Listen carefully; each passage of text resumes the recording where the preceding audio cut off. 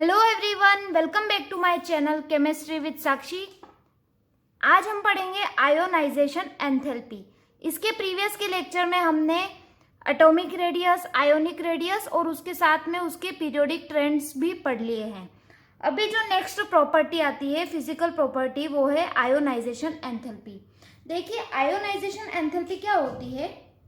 जैसे कि ये कोई भी एक न्यूक्लियस है, न्यूक्लियस में कौन सा चार्ज होता है? Positive charge. और ये क्या है? शेल है। ये फर्स्ट शेल है हमारा, n इज इक्वल टू 1। ये सेकेंड शेल है, n इज इक्वल टू 2। और ये थर्ड शेल है, n इज इक्वल टू 3। ठीक है, इतना सब लोग जानते हैं। ठीक है, अब इसमें क्या होता है? Positive charge. अलग अलग एटम का अलग अलग इलेक्ट्रॉनिक कॉन्फ़िगरेशन होता है। मान लो ये लास्ट वाला जो इलेक्ट्रॉन है, ये क्या कहलाता है? वैलेंस शेल इलेक्ट्रॉन या आउटर मोस्ट शेल इलेक्ट्रॉन, जो कि लास्ट वाले शेल में प्रेजेंट होता है। इनके बीच में क्या होते हैं? इलेक्ट्रॉन होते हैं। ठीक है, इतने तक हमने देखा था कि इसके बीच में भी क्या होते हैं? इलेक्ट्रॉन होते हैं। और लास्ट वाला इलेक्ट्रॉन जो होता है वो आउटर मोस्ट शेल में प्रेजेंट होता है। ठीक है, अब क्या होता है? इन दोनों के बीच में जो फोर्स लगता है उसको हम बोलते हैं इलेक्ट्रोस्टैटिक फोर्स ऑफ अट्रैक्शन। तभी वो क्या करता है? ये न्यूक्लियस इलेक्ट्रॉन को अपनी ओर होल्ड करके रखता है। किसके कारण? इनके बीच में होता है इलेक्ट्रोस्टैटिक फोर्स ऑफ अट्रैक्शन। ठीक है, इलेक्ट्रोस्टैटिक फोर्स ऑफ अट्रैक्शन क्या होता है? F इज इक्वल टू के Q1 Q2 divide by R। ठीक है, वेयर R क्या है? डिस्टेंस है इन दोनों के बीच की। K क्या है? कांस्टेंट है। Q1 और Q2, Q1 है जो न्यूक्लियस पे चार्ज है, Q2 है इलेक्ट्रॉन पे चार्ज। ठीक है, तो इलेक्ट्रोस्टैटिक फोर्स ऑफ अट्रैक्शन होता है, मतलब कि इन दोनों के बीच में इतना अट्रैक्शन फोर्स होता है कि इन इलेक्ट्रॉन को बाहर निकालना मुश्किल होता है। लेकिन अगर हम इलेक्ट्रॉन को बाहर निकालना चाहे, रिमूव करना चाहे, तो हम कौन से इलेक्ट्रॉन को सबसे पहले रिमूव कर सकते हैं? लास्ट वाले इलेक्ट्रॉन को, जो कि लूजली बाउंडेड होता है, साथ में वैलेंस शेल इलेक्ट्रॉन होता है। इसीलिए ये वाला जो इलेक्ट्रॉन होगा वो क्या होगा? इजीली यहाँ से रिमूव हो सकता है। पर ये जो रिमूव होगा उसके लिए हमें क्या करना होगा? कोई ना कोई एनर्जी देनी पड़ेगी।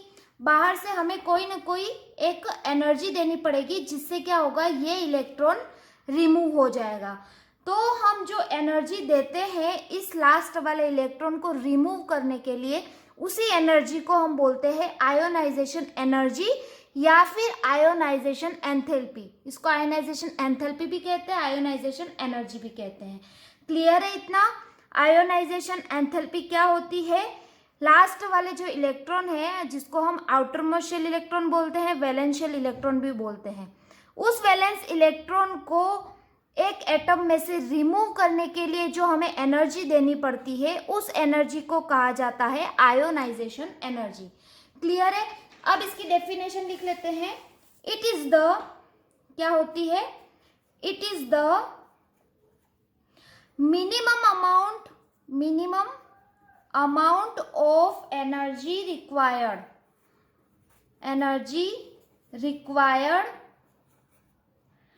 to remove the most loosely bounded electron। ये जो लास्ट वाला इलेक्ट्रॉन होता है वो मोस्ट लूजली बाउंडेड इलेक्ट्रॉन होता है, मतलब कि उसमें से हम इलेक्ट्रॉन इजीली बाहर निकाल सकते हैं, जो कि वैलेंस शेल इलेक्ट्रॉन होता है या वैलेंस इलेक्ट्रॉन होता है। ठीक है, या तो मोस्ट लूजली बाउंडेड इलेक्ट्रॉन भी बोल सकते हो, वैलेंस इलेक्ट्रॉन भी बोल सकते हो, या आउटर मोस्ट शेल इलेक्ट्रॉन भी बोल सकते हैं। ठीक है, तो it is the minimum amount of energy required to remove the most loosely bounded electron of an isolated gaseous atom. एक आइसोलेटेड गैसियस एटम में से किसी भी एक इलेक्ट्रॉन को निकालने के लिए जितनी energy, minimum amount of energy required होती है, उसी को क्या कहते हैं? Ionisation enthalpy. क्लियर है इतना? अब यहाँ पे एक टर्म आई है आइसोलेटेड और गैसियस एटम। इसका यूज क्यों किया है? आइसोलेटेड मतलब होता है कि एक अकेला एटम, ठीक है, अकेला एटम। और गैसियस एटम क्यों लिया है? क्योंकि देखिए, अगर हम सॉलिड एटम की बात करते हैं तो सब लोग जानते हैं सॉलिड एटम जो होता है उसमें, ये कोई भी एक सॉलिड एटम है, उसमें जो एटम होते हैं वो कैसे होते हैं? बहुत ही पास पास होते हैं। मतलब ये बहुत ज्यादा बॉन्डेड फॉर्म में होते हैं, एक दूसरे इतने पास होते हैं कि इनको, अकेले एटम को हम बाहर निकालना, अकेले इलेक्ट्रॉन को बाहर निकालना बहुत ज्यादा टफ होता है as compare to gaseous atom. Gaseous atom में भी बाउंडेड होते हैं, लेकिन आप लोगों ने ये पढ़ा होगा फर्स्ट चैप्टर में कि गैसियस एटम जो होता है उसमें जो एटम जो होते हैं वो बहुत ही ज्यादा दूर दूर होते हैं। ठीक है, तो दूर दूर होंगे तो ऑब्वियसली क्या होगा? आइसोलेटेड भी होंगे, तो उसमें से एक एटम को निकालना इजी पड़ेगा as compare to solid state के। ठीक है, तो इसीलिए यहाँ पे हम लेंगे गैसियस एटम, जिसमें कि हम आइसोलेटेड एटम को ले सकते हैं, एक अकेले एटम को निकाल सकते हैं। तो इसीलिए यहाँ पे हमने वर्ड यूज किया आइसोलेटेड और गैसियस एटम। ठीक है, गैस के एटम दूर दूर होते हैं एज कम्पेयर टू सॉलिड के। सॉलिड के जो एटम होते हैं वो बहुत ही ज्यादा पास पास होते हैं, जिसमें से इनके इलेक्ट्रॉन को रिमूव करना क्या होता है? टफ होता है। इसीलिए हमने गैसियस एटम का यूज किया। क्लियर है गाइस इतना? ठीक है, अब ये जो होता है आयोनाइजेशन एंथैल्पी, उसको रिप्रेजेंट किससे करते हैं? It is represented by del I H, इसको इससे भी रिप्रेजेंट करते हैं। ठीक है, और इसकी जो यूनिट होती है वो है इलेक्ट्रॉन वोल्ट पर एटम, और किलो जूल पर मोल भी कह सकते हैं। तो इसकी दो यूनिट होती है, या तो इलेक्ट्रॉन वोल्ट पर एटम बोल दो या किलो जूल पर मोल कह दो। क्लियर है? अब बात करते हैं कि ये जो डेल्टा आई एच है, जो आयोनाइजेशन एंथैल्पी है, वो पॉजिटिव होती है या नेगेटिव होती है? अगर ये क्वेश्चन आ गया कि जो आयोनाइजेशन एंथैल्पी है उसकी वैल्यू पॉजिटिव होती है या नेगेटिव होती है, तो हम कहेंगे कि डेल्टा एच जो होता है वो ऑलवेज क्या होता है? पॉजिटिव होता है। डेल्टा एच ऑलवेज पॉजिटिव होगा। क्यों होगा? इसका रीजन भी देख लेंगे। देखिए, डेल्टा एच जो होता है, अब इसकी दो कंडीशन हो सकती है, या तो पॉजिटिव हो सकता है या नेगेटिव हो सकता है। ठीक है, पॉजिटिव है इसका मतलब क्या कर रहा है? एनर्जी को एब्जॉर्ब कर रहा है। एनर्जी क्या कर रहा है? एब्जॉर्ब कर रहा है। नेगेटिव है इसका मतलब एनर्जी को रिलीज कर रहा है, जिसको कि हम एक नाम भी देते हैं। एनर्जी एब्जॉर्ब को हम बोलते हैं एंडोथर्मिक रिएक्शन, और जो एनर्जी रिलीज करता है उसको हम बोलते हैं एक्सोथर्मिक। ठीक है, जो देखिए पॉजिटिव मतलब कि एनर्जी एब्जॉर्ब कर रहा है, एनर्जी एब्जॉर्ब करने को हम एंडोथर्मिक कहते हैं। नेगेटिव मतलब एनर्जी रिलीज कर रहा है, रिलीज करने को हम बोलते हैं एक्सोथर्मिक। ठीक है, अब इस कंडीशन में देखते हैं आयोनाइजेशन एंथैल्पी, हमने कह दिया पॉजिटिव है। पॉजिटिव क्यों है? क्योंकि हमको एनर्जी देनी पड़ रही है इलेक्ट्रॉन को बाहर निकालने के लिए। ये इसकी इक्वेशन लिख लेती हूँ। सबसे पहले मैं आयोनाइजेशन एनर्जी या एंथैल्पी है उसकी इक्वेशन क्या होगी?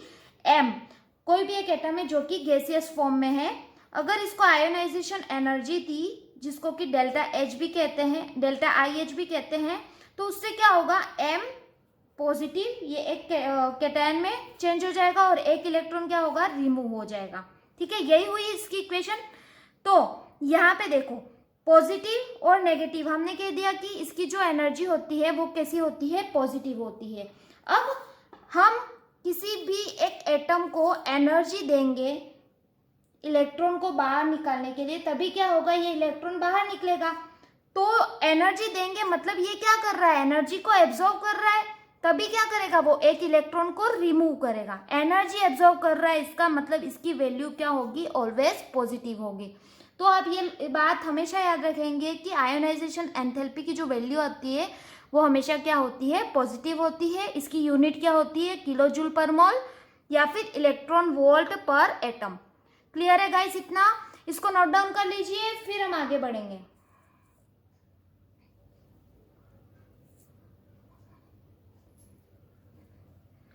ठीक है, अब हमारे पास जो टर्म आती है, नेक्स्ट टर्म जो है वो है successive ionisation energy, that is successive ionisation energy, I जिसको मैं बोल रही हूँ सक्सेसिव आयोनाइजेशन एनर्जी, ये क्या होती है देखिए। सबसे पहले इसकी मैं डेफिनेशन भी लिख सकती हूँ। Amount of energy required to remove first, second, third and so on, कितने भी इलेक्ट्रॉन हो सकते हैं, and so on electron, to remove first, second, third and so on electron is called, to remove loosely bounded, यहाँ पे एक word use कर लेना, लूजली बाउंडेड इलेक्ट्रॉन हो सकते हैं, ठीक है। First, second, third electron is called successive ionisation energy. देखिए ये क्या होता है, फॉर एग्जाम्पल मैंने यहाँ पे एल्यूमिनियम का एग्जाम्पल लिया है। यहाँ पे एल्यूमिनियम जिसका एटॉमिक नंबर कितना होता है, 13 होता है, इसलिए नंबर ऑफ प्रोटॉन भी कितने हो गए इसमें, 13 प्रोटॉन, और 13 ही क्या होते हैं, इलेक्ट्रॉन होते हैं। अब ये गैसियस फॉर्म में है, इसमें से हमने आयोनाइजेशन एनर्जी दी, आयोनाइजेशन एनर्जी 1 नाम दे देंगे जिसको, तो ये क्या होगा, Al प्लस में चेंज हो जाएगा और एक इलेक्ट्रॉन क्या होगा, रिमूव हो जाएगा। अब आप लोग बता सकते हो कि इसमें कितने प्रोटॉन है, प्रोटॉन तो 13 ही रहेंगे, लेकिन एक इलेक्ट्रॉन रिमूव हो गया है जिससे क्या होगा, इलेक्ट्रॉन 12 हो जाएंगे। फिर वापिस से अगर हम एल्यूमिनियम प्लस जिसपे कि एक चार्ज है जो कि गैसेस फॉर्म में है, इसको हम एनर्जी देंगे जिसको कि हम आयोनाइजेशन एनर्जी 2 कहेंगे। अब ये किस में चेंज हो जाएगा, +2 में, और एक इलेक्ट्रॉन बाहर निकल जाएगा। अब इसमें कितने प्रोटॉन बचे, प्रोटॉन तो 13 ही रहेंगे लेकिन इलेक्ट्रॉन 11 हो गए। एक और देख लेते हैं, एल्यूमिनियम +2, ये आयोनाइजेशन एनर्जी 3 कहलाएगी, और ये किस में चेंज हो जाएगा, +3 में, गैसियस फॉर्म में, +1 इलेक्ट्रॉन बाहर निकल गया। अब देखिए यहाँ पे ये मैंने बताया आयोनाइजेशन एनर्जी 1, 2 और 3, यही क्या कहलाती है, इसके लिए जो एनर्जी देनी पड़ती है, amount of energy required to remove first electron, पहले फर्स्ट इलेक्ट्रॉन को निकाला, फिर सेकेंड को, फिर थर्ड को, इसके लिए जो हमने एनर्जी दी आयोनाइजेशन एनर्जी 1, 2 और 3, उसी एनर्जी को क्या कहा जाता है, सक्सेसिव आयोनाइजेशन एनर्जी। क्लियर है इतना। अब एक क्वेश्चन आता है कि आयोनाइजेशन एनर्जी फर्स्ट, सेकेंड या थर्ड की बात करें, मतलब इसकी डेल्टा एच की बात करें, तो किसका डेल्टा एच जो होगा वो सबसे ज्यादा होगा या फिर किसका डेल्टा एच जो होगा वो सबसे कम होगा। तो यहाँ पे मैं लिख लेती हूँ ionisation energy 1, ionisation energy 2, ionisation energy 3। अब देखते हैं कि किसका सबसे ज्यादा होगा। तो देखिए क्या होगा कि सबसे पहले मैंने आयोनाइजेशन एनर्जी 1 की बात की थी, तो इसमें सबसे पहले एल्यूमिनियम में 13 प्रोटॉन है और 13 इलेक्ट्रॉन है। 13 प्रोटॉन को 13 इलेक्ट्रॉन को बाउंड करके रखना है, ठीक है। फिर 13 प्रोटॉन को 12 इलेक्ट्रॉन को बाउंड करके रखना है, ठीक है। फिर क्या करना है, 13 प्रोटॉन को 11 इलेक्ट्रॉन को बाउंड करके रखना है।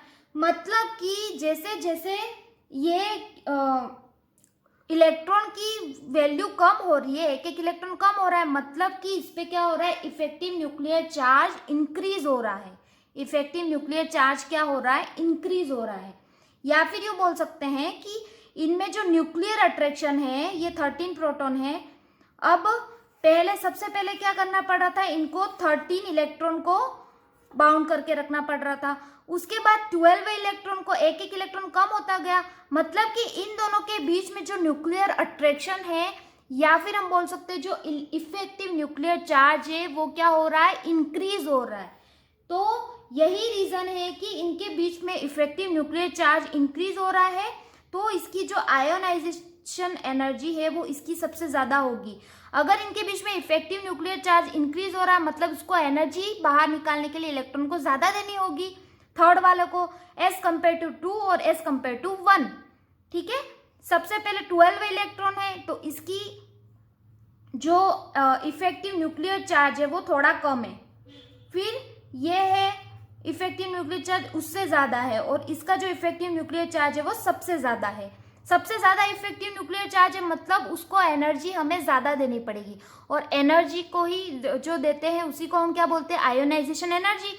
और आयोनाइजेशन एनर्जी किसकी ज्यादा होगी, लास्ट वाले की, एज कंपेयर टू 2 और एज कंपेयर टू 1। अगर 4 भी आ गया तो 4 की उससे ज्यादा होगी, 5 आ गया तो 5 की इससे ज्यादा होगी। क्लियर है ना, समझ गए आप लोग कि आयोनाइजेशन एनर्जी 1 सबसे कम होगी, फिर आयोनाइजेशन एनर्जी 2 होगी और फिर किसकी एनर्जी ज्यादा होगी, 3 की। ठीक है, हमने यहाँ पे 3 तक एग्जाम्पल लिए इसलिए 3 का पता है। क्लियर है गाइस इतना? तो ये हो गई सक्सेसिव आयोनाइजेशन एनर्जी।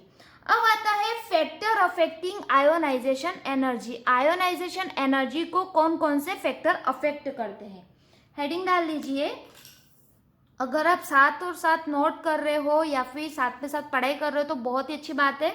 वैसे ये जो टॉपिक है वो बहुत ज़्यादा इम्पोर्टेंट है, तो आप लोग इसको ध्यान से समझिएगा। चलो नेक्स्ट टॉपिक जो आता है वो है फैक्टर अफेक्टिंग आयोनाइजेशन एनर्जी। कौन कौन से फैक्टर है? फर्स्ट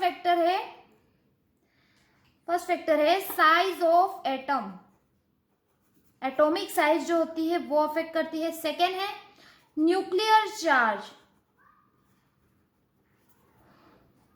थर्ड है स्क्रीनिंग इफेक्ट, जिसको कि हम क्या बोलते हैं, शील्डिंग इफेक्ट भी कहते हैं। फोर्थ है पेनिट्रेशन इफेक्ट, ये नया है आप लोगों के लिए, पेनिट्रेशन इफेक्ट। बाकी सारे तो अपन ने एटॉमिक रेडियस और उसमें देखा था।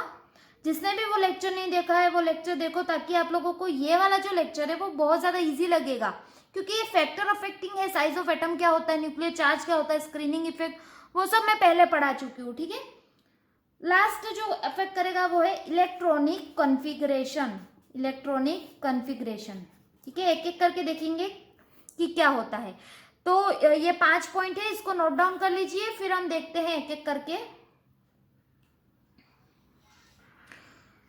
चलिए, फर्स्ट जो आता है वो है साइज ऑफ एटम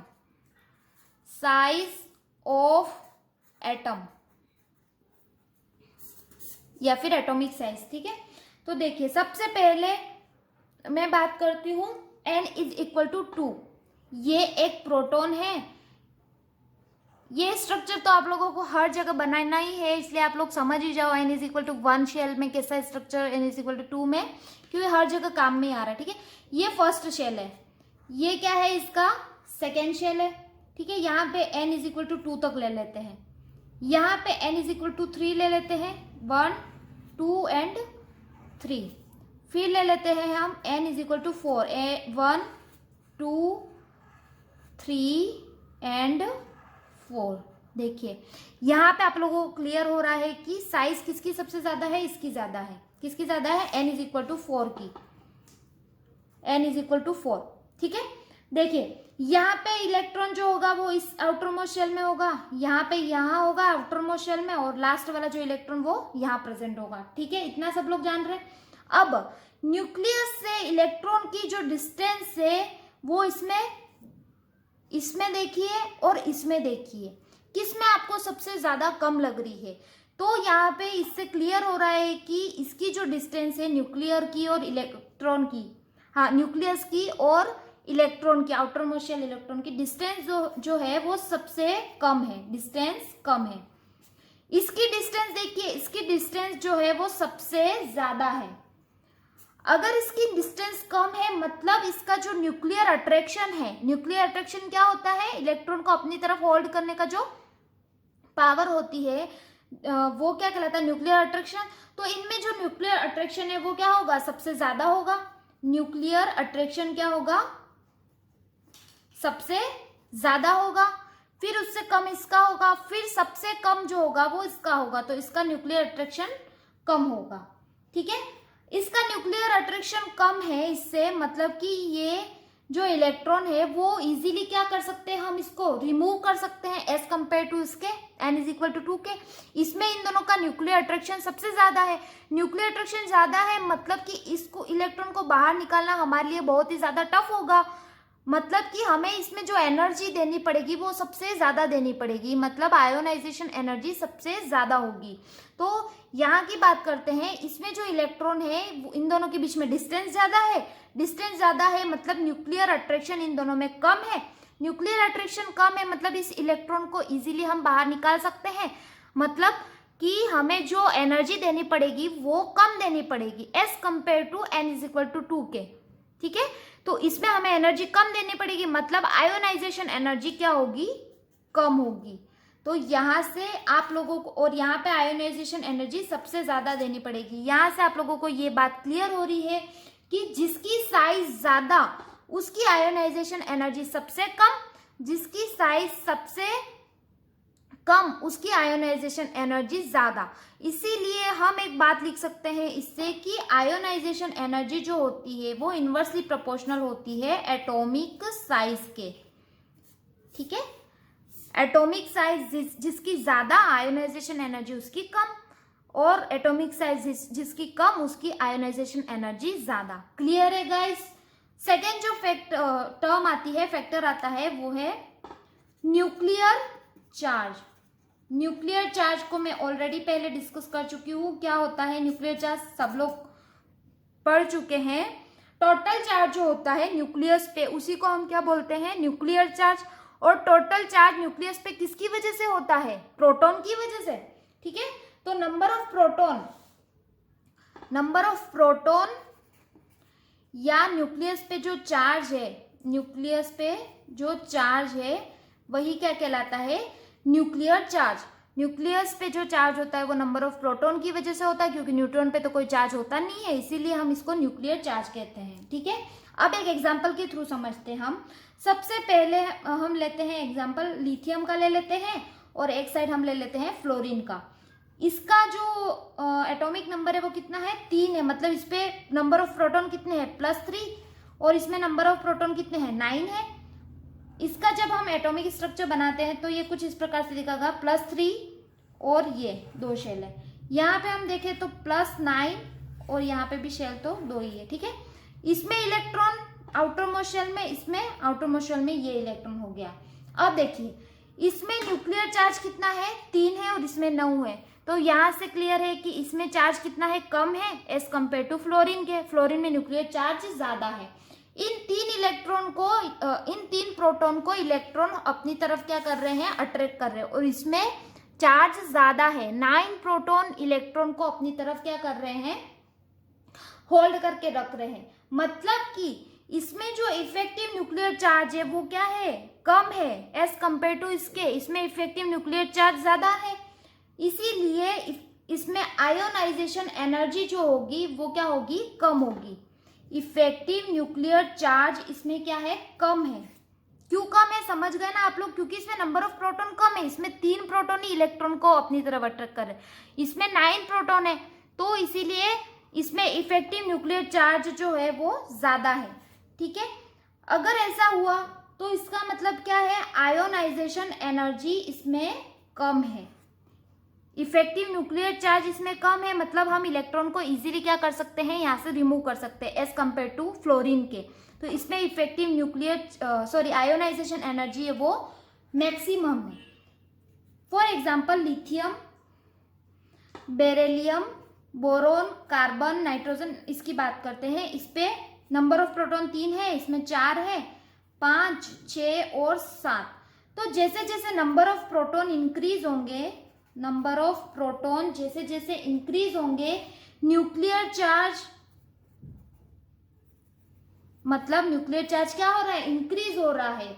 वैसे वैसे क्या होगा, साइज डिक्रीज होगी और आयोनाइजेशन एनर्जी जो है वो इंक्रीज होगी। तो इससे हम लिख सकते हैं कि आयोनाइजेशन एनर्जी जो होती है वो डायरेक्टली प्रोपोर्शनल होती है न्यूक्लियर चार्ज के।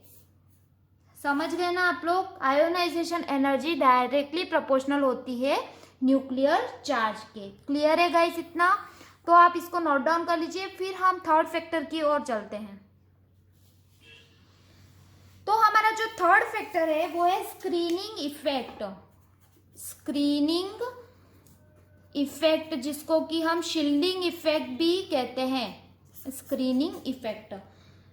शील्डिंग इफेक्ट क्या होता है सब लोग जान गए हो। क्या होता है, ये एक न्यूक्लियस है, ये इलेक्ट्रॉन, आउटर मोस्ट शेल का इलेक्ट्रॉन इसको क्या करता है, अपनी तरफ अट्रैक्ट करता है, लेकिन इसके बीच में भी तो क्या होते हैं, इलेक्ट्रॉन होते हैं जो इस न्यूक्लियस को शील्ड करके रखते हैं। इसको यहाँ पे अट्रैक्ट होने से बचाने के लिए क्या करते हैं, इसको शील्ड करके रखते हैं और इसको रिपेल करते हैं। ठीक है, यही क्या होता है, शील्डिंग इफेक्ट। तो यहाँ पे देखिए, शील्डिंग इफेक्ट दो टाइप का देखा था हमने, एक तो देखा था पुअर शील्डिंग इफेक्ट और एक देखा था गुड या फिर इफेक्टिव शील्डिंग इफेक्ट बोल सकते हैं जिसको। तो जैसे जैसे शील्डिंग इफेक्ट ज्यादा होगा, ठीक है, जिसमें शील्डिंग इफेक्ट ज्यादा होगा उसमें क्या होगा, साइज इंक्रीज होगी। साइज इंक्रीज होगी तो आयोनाइजेशन एनर्जी उसके इनवर्सली प्रोपोर्शनल होती है। देखो समझते हैं अपन, एक तो होता है पुअर शील्डिंग इफेक्ट और एक होता है गुड शील्डिंग इफेक्ट या फिर इफेक्टिव शील्डिंग इफेक्ट भी बोल सकते हैं। हमने देखा था डी और एफ का जो होता है वो पुअर शील्डिंग इफेक्ट होता है और एस और पी का गुड शील्डिंग इफेक्ट होता है। तो क्या होगा, ये शील्डिंग इफेक्ट इसका ज्यादा है या अच्छा है तो ये क्या करेगा, इलेक्ट्रॉन को रिपेल करेगा। रिपेल करेगा मतलब ये इलेक्ट्रॉन इतना दूर चला जाएगा, दूर चला जाएगा तो इससे क्या होगा, साइज क्या होगी, इंक्रीज हो जाएगी। समझ रहे हो, देखो अच्छा शील्डिंग इफेक्ट है, इसका मतलब क्या है, साइज क्या हो रही है, इंक्रीज हो रही है। अच्छा शील्डिंग इफेक्ट है तो ये इलेक्ट्रॉन को रिपेल करेगा और दूर भेजेगा। पुअर शील्डिंग इफेक्ट है तो वो उसको क्या, न्यूक्लियस को रख ही नहीं सकता, मतलब शील्ड करके रख ही नहीं सकता, तो क्या होगा, उससे दूर भेजने की बजाय क्या होंगे, इलेक्ट्रॉन पास आएंगे, मतलब पुअर शील्डिंग इफेक्ट होगा। पुअर शील्डिंग इफेक्ट होगा, इलेक्ट्रॉन पास आएंगे मतलब साइज क्या होगी, डिक्रीज होगी। इस कंडीशन में क्या होगा, साइज डिक्रीज होगी। और यहाँ से एक बात क्लियर है कि साइज, हमने अभी देखा था कि साइज और आयोनाइजेशन एनर्जी में क्या कनेक्शन है, ionisation energy is inversely proportional to 1 upon atomic size. तो जैसे जैसे स्क्रीनिंग इफेक्ट बढ़ेगा तो साइज क्या होगी, बढ़ेगी, और साइज बढ़ेगी मतलब कि आयोनाइजेशन एनर्जी डिक्रीज होगी। क्लियर है इतना। तो हम यहाँ पे कह सकते हैं आयोनाइजेशन एनर्जी जो होती है वो डायरेक्ट इनवर्सली प्रोपोर्शनल होती है 1 अपॉन शील्डिंग इफेक्ट के। समझ में आ गया। जैसे जैसे शील्डिंग इफेक्ट बढ़ेगा वैसे वैसे आयोनाइजेशन एनर्जी कम होती जाएगी। ठीक है, और यहाँ पे ये भी समझ सकते हैं कि देखो ये इलेक्ट्रॉन जो है वो इसको शील्ड करके रख रहे हैं अच्छे से, तो क्या होगा, ये इसको दूर भेजेगा, रिपेल करेगा। और अगर शील्ड करके नहीं रख रहे हैं तो ये इलेक्ट्रॉन इसके पास आएगा, मतलब न्यूक्लियर अट्रैक्शन क्या होगा, न्यूक्लियर अट्रैक्शन ज्यादा होगा। ठीक है, तो न्यूक्लियर अट्रैक्शन ज्यादा होगा तो साइज, न्यूक्लियर अट्रैक्शन ज्यादा होगा तो शील्डिंग इफेक्ट भी क्या होगा, कम होगा। ठीक है, क्लियर है गाइस इतना। तो इससे ये रिलेशन आ गया, ionisation energy is inversely proportional to 1 upon shielding effect. Next जो हमारे पास आता है वो है पेनिट्रेशन इफेक्ट।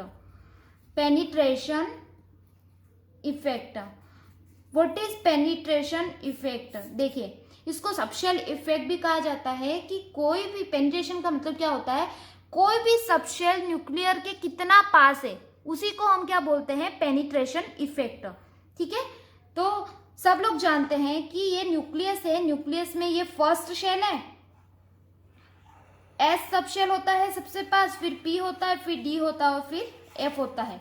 न्यूक्लियस के सबसे पास कौन सा होता है, एस, फिर पी, फिर डी और फिर एफ सब शेल होता है। तो मैंने क्या कहा, पेनिट्रेशन इफेक्ट क्या होता है कि कोई भी सबशेल न्यूक्लियस के कितना पास है, अगर ये इसके सबसे पास है एस, तो इसलिए इसमें से इलेक्ट्रॉन को रिमूव करना ज्यादा टफ होगा as compare to F. F से इजीली इलेक्ट्रॉन क्या हो जाएगा, रिमूव हो जाएगा। इजीली इलेक्ट्रॉन रिमूव हो जाएगा मतलब आयोनाइजेशन एनर्जी क्या होगी, कम देनी पड़ेगी। सबसे ज्यादा किसको देनी पड़ेगी, एस और भी, एस को सबशेल को। तो आयोनाइजेशन एनर्जी जो होती है वो एस की, पेनिट्रेशन इफेक्ट जो होता है वो एस का सबसे ज्यादा होता है, पी का, फिर डी का और फिर एफ का। क्योंकि ये सबसे क्लोज है इसलिए एस सबशेल का जो इफेक्ट होता है वो सबसे ज्यादा होता है, फिर पी का, फिर डी का और फिर एफ का। तो आयोनाइजेशन एनर्जी वो जो होती है वो डायरेक्टली प्रोपोर्शनल होती है पेनिट्रेशन इफेक्ट के, जिसको कि मैंने पीई से लिखा है। क्लियर है?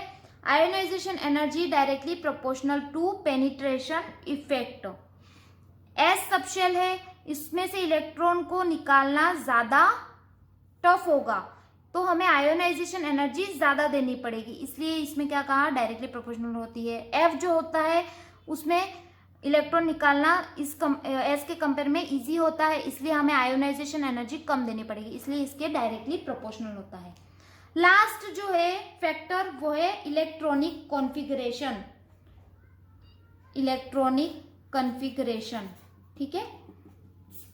देखिए ये क्या होता है, कोई भी एक एटम होता है वो स्टेबल किस कंडीशन में होता है, मैंने पहले भी बताया था एटम जो होता है वो दो कंडीशन में स्टेबल हो सकता है। एक तो होता है हाफ फिल्ड और एक होता है फुल्ली फिल्ड। या तो हाफ फिल्ड होगा तो वो स्टेबल होगा, या फुल्ली फिल्ड होगा तो ये स्टेबल होगा, ठीक है। इन दोनों कंडीशन में क्या होगा, स्टेबल होगा। अब कोई भी चीज स्टेबल है उसमें से आप लोग इलेक्ट्रॉन को रिमूव करना चाहेंगे तो क्या होगा, एनर्जी हमें ज्यादा देनी पड़ेगी। कोई भी बात कर ले कि कोई भी इलेक्ट्रॉन की बात कर लेते हैं, इलेक्ट्रॉन है वो सबसे ज्यादा स्टेबल है। स्टेबल कोई भी रहना चाहेगा, अनस्टेबल तो रहना चाहेगा नहीं। तो स्टेबिलिटी को हटाने के लिए हमें उसमें से इलेक्ट्रॉन को निकालने के लिए एनर्जी सबसे ज्यादा देनी पड़ेगी। मतलब कि जो भी हाफ फील्ड एटम होंगे और फुल्ली फील्ड एटम होंगे उसके लिए हमें आयोनाइजेशन एनर्जी ज्यादा लगेगी, ठीक है। एग्जाम्पल के थ्रू समझते हैं हम। फॉर एग्जाम्पल बेरिलियम का एग्जाम्पल ले लेते हैं, बोरोन का एग्जाम्पल ले लेते हैं। इसका इलेक्ट्रॉनिक कॉन्फ़िगरेशन 1s2 2s2, इसका electronic configuration 1s2 2s2 2p1।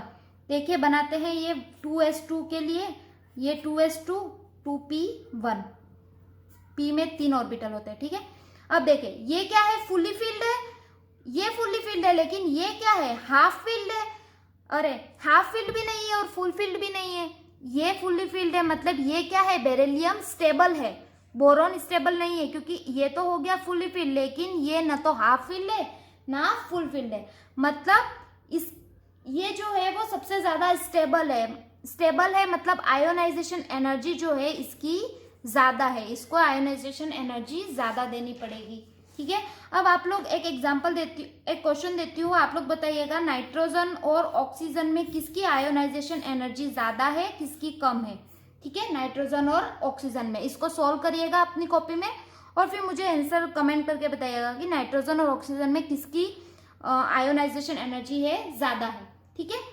एक और बात, अगर हम नोबल गैस की बात करें, नोबल गैस का इलेक्ट्रॉनिक कॉन्फ़िगरेशन हमेशा स्टेबल होता है, NS2 हमेशा क्या होता है, स्टेबल होता है। स्टेबल इलेक्ट्रॉनिक कॉन्फ़िगरेशन होता है मतलब कि इसमें हमें जो एनर्जी देनी पड़ेगी वो लार्जर अमाउंट में देनी पड़ेगी, मैक्सिमम देनी पड़ेगी।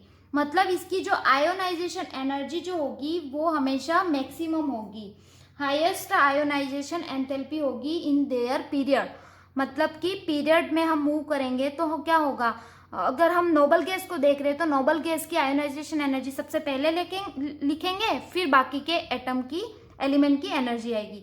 नोबल गैस जब भी आएगा उसकी आयोनाइजेशन एनर्जी या एंथैल्पी क्या होगी, मैक्सिमम होगी। क्यों, रीजन क्या है, क्योंकि जो इसका इलेक्ट्रॉनिक कॉन्फ़िगरेशन होता है वो स्टेबल होता है, और जो स्टेबल होता है उसकी आयोनाइजेशन एनर्जी क्या होती है, मैक्सिमम होती है। क्लियर है गाइस इतना? आई होप आप लोगों को आज का वीडियो लेक्चर में पढ़ने में बहुत ज़्यादा मज़ा भी आया होगा और बहुत ही अच्छे से समझ में आ गया होगा। फिर भी कोई डाउट हो तो आप मुझे बता सकते हो, ठीक है। अब नेक्स्ट लेक्चर में भी हमारी कुछ पीरियोडिक जो प्रॉपर्टी है, फिजिकल प्रॉपर्टी, वो बाकी है, वो हम पढ़ेंगे। मिलते हैं हम नेक्स्ट लेक्चर में। लाइक कीजिए, शेयर कीजिए और चैनल को सब्सक्राइब कीजिए। मिलते हैं हम नेक्स्ट लेक्चर में, तब तक के लिए बाय बाय स्टूडेंट्स।